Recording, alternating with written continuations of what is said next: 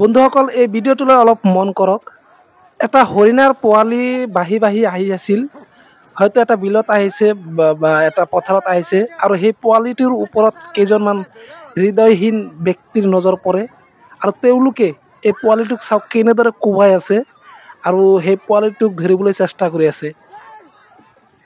হয়তো পোৱালিটো ফৰেষ্টৰ পৰা আহিছে, যিহেতু বৰ্তমান আমাৰ গোটেই অসমত বানপানীয়ে বেয়া পৰিস্থিতিৰ সৃষ্টি কৰিছে।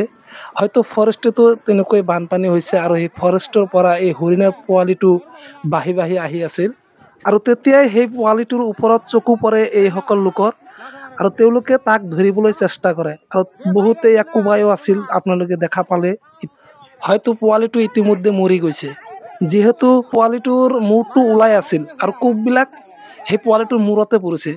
চ' ই এতিয়ালৈকে আৰু জীয়াই থকা নাই।